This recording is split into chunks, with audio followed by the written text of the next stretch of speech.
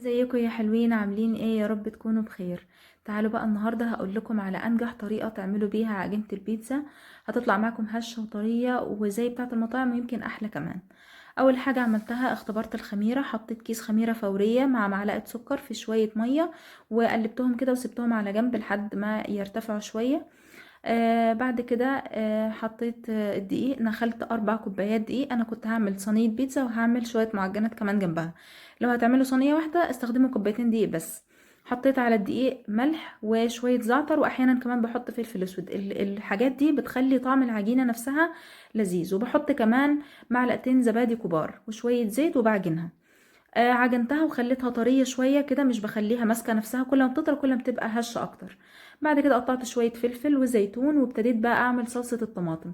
بصوا طريقة صلصة الطماطم دي لو جربتوها مش هتبطلوا تعملوها بالطريقة دي.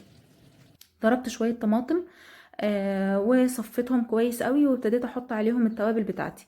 حطيت عليهم سكر وملح وفلفل اسود وزعتر وبصل باودر وتوم باودر وبابريكا وشوية زيت.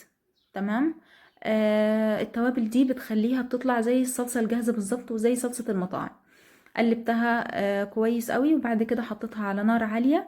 عايزاها تغلي كده شوية على نار عالية. بعد كده بغطيها وبحطها على نار هادية خالص لحد ما تصفى المية اللي فيها. سيبها بقى على نار هادية خالص وهبتدي اعمل الستريبس. انا كنت هعمل البيتزا بالفراخ فعملت ستريبس جاهز. حمرته، بس بحمره اهم حاجة نص تحميرة، مش بستناه يستوي للاخر. يعني عايزاه يبقى لسه طري شوية من جوه علشان هيتحط كده كده في الفرن، فمش عايزاه ينشف في الاخر ويبقى مقرمش كده ويعني يوجع السنان. يعني لا، عايزاه يبقى طري وحلو ولذيذ. بصوا بقى الصلصة وصلت لأنهي مرحلة. اهي المرحلة دي الصلصة تقلت معايا والزيت طلع كده على وشها وخلاص كده اتسبكت تسبيكة تمام. بعد كده المكونات بتاعتي كانت كلها جاهزة، فابتديت افرد العجينة في صينية. بدهن الصينية دهنة زبدة وبفرد العجينة فيها وببتدي اخرمها زي ما انتم شايفين كده. انا مش بفردها بره على دقيق ولا اي حاجة، بفردها على طول في الصينية على حتة الزبدة اللي انا حطيتها. تمام. بعد كده ببتدي ارص عليها المكونات. حطيت الصلصة بتاعتي والفلفل اللي انا قطعته والزيتون وقطع الستريبس. اهم حاجة مش بحط الموتزاريلا من الاول. انا بستنى البيتزا تاخد لها 10 دقايق كده ولا حاجة في الفرن لولا ما ابتدي احط الموتزاريلا عليها. بعد كده ابتديت اعمل المعجنات اللي انا قلت لكم عليها. دهنت برضو صينيه دهنه زبده وابتديت اعمل المعجنات ازاي.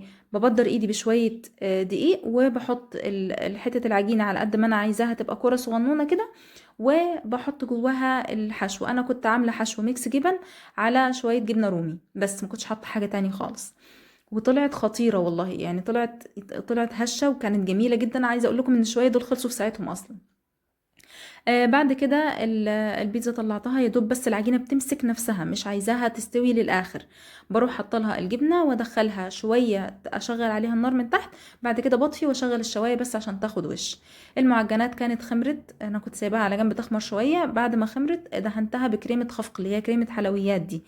والله طعمها احلى بكتير من البيض واللبن والحاجات دي كلها. جربوها ومش هتبطلوا تعملوها بالطريقه دي. بعد كده بدخلها الفرن. كانت البيتزا طلعت معايا. البيتزا كانت عجينتها تحفة وكانت بجد هشة وخطيرة خطيرة. انا مفيش حد ده البيتزا دي بطريقتي الا وسألني عليها، سألني على الطريقة بتاعتها. هي بس كانت مشكلتها ان انا حطيت ميكس جبن. انا ما كانش عندي موتزاريلا، فالميكس جبن ما بتسحش قوي زي الموتزاريلا يعني زي ما انتوا عارفين.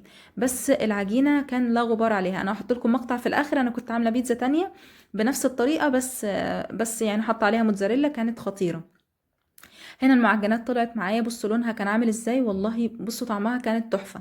كمان غطيتها شوية فطريت، يعني لما غطيتها كده بفوطة طريت كده وبقت لذيذة. دي البيتزا اللي بقول لكم عليها، عاملاها بالموتزاريلا. كانت خطيرة والعجينة بجد تحفة وهشة. وبصوا سواها من تحت. ولحد هنا يكون الفيديو بتاعنا انتهى، وهستناكم تجربوها وتقولي لي رأيكم. وباي باي.